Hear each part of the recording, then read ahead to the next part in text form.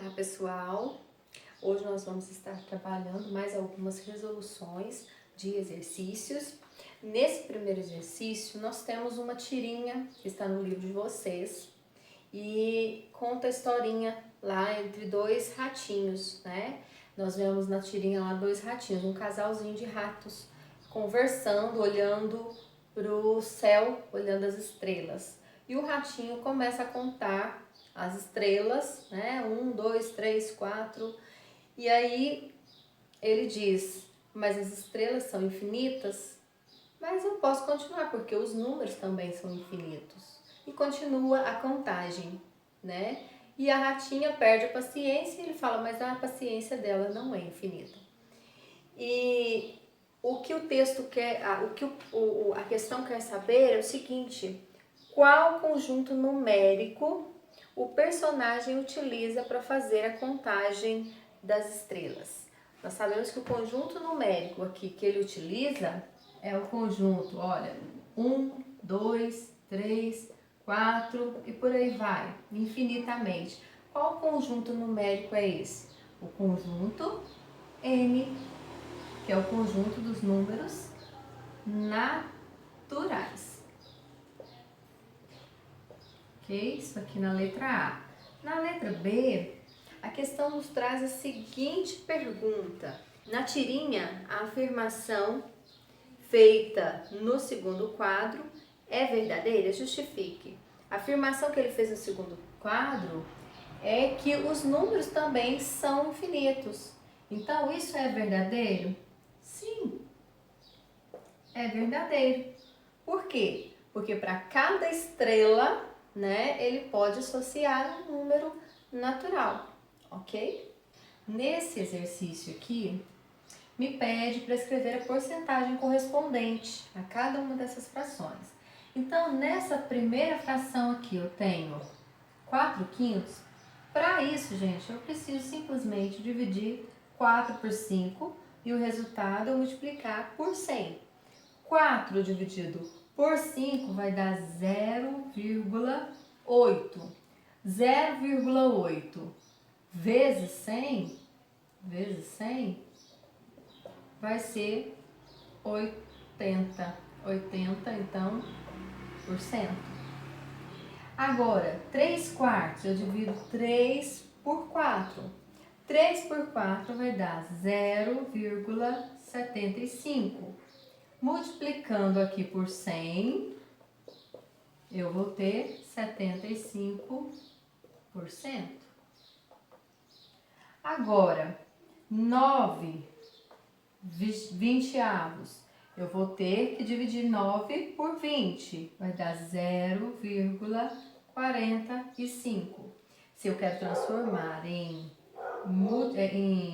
porcentagem, eu multiplico por 100 e tenho 45%.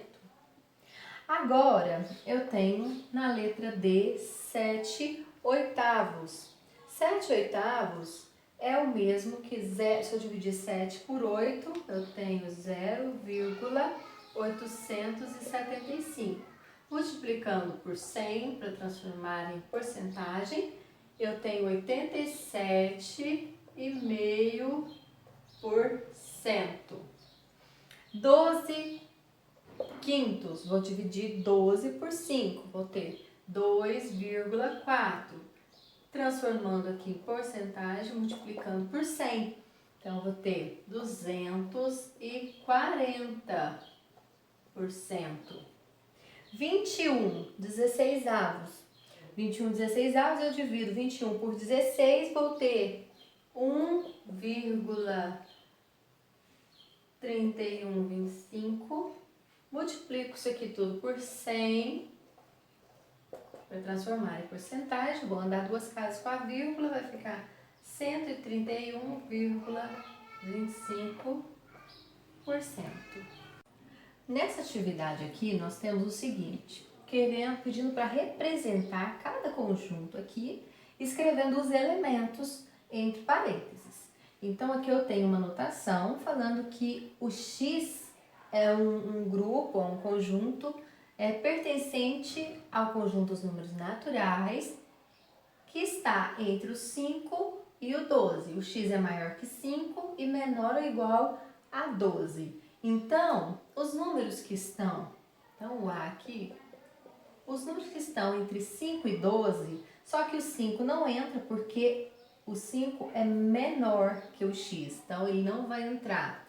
Então, a partir do 5 eu tenho 6, 7, 8, 9, 10, 11 e o 12 vai entrar porque o x é menor ou igual a 12. Então, menor ou igual a 12. Aqui eu usei todos, gente, números naturais, porque o x pertence ao conjunto dos números naturais. Então, eu vou pegar todos os números naturais que estão entre 5 e 12, incluindo o 12 e excluindo o 5. Agora aqui, o conjunto B, ele é formado por números pertencentes ao conjunto dos números inteiros, com exceção do zero, sem o zero, né? E que está entre menos 8 e 1, só que vai incluir o menos 8 e o 1. Então, vamos lá, menos 8, à direita do menos 8 eu tenho menos 7, à direita menos 6, menos 5, menos 4, menos 3, menos 2, menos 1. O zero não vai entrar, porque esse asterisco significa os números não nulos, né? Os inteiros não nulos. E o zero é um número nulo, então ele não vai entrar. Então, menos 1, o zero não entra, e entra o 1, e até aqui que vai o nosso conjunto B. Agora, o nosso conjunto C está dizendo o seguinte, x, eu quero um número x, tal que x é igual a 5k, com k pertencente aos inteiros. Quais são os números inteiros? Menos 1, menos 2, menos 3, 0, 1, 2, 3, ok? Então, eu vou substituir o k pelos números negativos. Se eu substituir o número k pelos números negativos, eu vou ter números inteiros múltiplos de 5. Então, seria k vezes 0, 5 vezes, o k valendo 0, 5 vezes 0, eu teria 0. O k valendo menos 1, eu teria 5 vezes menos 1, menos 5. Então, eu teria os múltiplos de 5. Então, aqui, olha, o 0. À esquerda, eu teria menos 5, menos 10, menos 15, infinito para cá. E à direita, eu teria os positivos múltiplos de 5. Mais 5, 10, 15, infinitamente também à direita. Nessa questão aqui, nós temos, para representar esse conjunto D, com x pertencente aos racionais negativos, né? Ou seja, somente os negativos, não vai entrar o zero e nem vai entrar os positivos. Então, eu tenho que x vezes 2x menos 7 igual a zero. Eu tenho uma equação de segundo grau aqui. Já posso resolver essa equação aqui, olha, x que multiplica 2x menos 7 igual a zero. Como eu tenho um produto, eu posso colocar x igual a zero. Esse é o primeiro valor que eu encontro para x. E eu tenho 2x menos 7 igual a zero. Então, eu tenho 2x igual a 7. X vai ser igual a 7 meios. Eu encontrei dois valores aqui para fazer parte desse conjunto. Porém, os valores que eu tenho são 0. O zero não entra no conjunto dos racionais negativos. E eu tenho 7 meios. 7 meios é um número positivo, ele é um número racional, porém ele é um número positivo, então ele não vai entrar nesse conjunto. Então eu posso dizer que esse conjunto aqui, para essa equação aqui, ele é vazio. Nessa atividade aqui nós temos para escrever a fração geratriz. correspondente a cada número aqui. Nós sabemos que toda fração tem uma representação decimal. E vice-versa, todo número decimal tem sua representação na forma fracionária. Então, nesse caso aqui, olha, nesse primeiro caso, nós temos um decimal exato. Se é um número decimal exato, eu vou simplesmente o quê? 368. Eu vou repetir esse número sem a vírgula. E aqui no meu denominador eu vou colocar o número de casa que eu tenho depois da vírgula. Então aqui é uma casa, então eu vou colocar 10, porque eu tenho 8 décimos, ok? Então aqui, olha, simplificando, que eu posso dividir isso por 2. Dividindo aqui por 2, eu vou ter 184.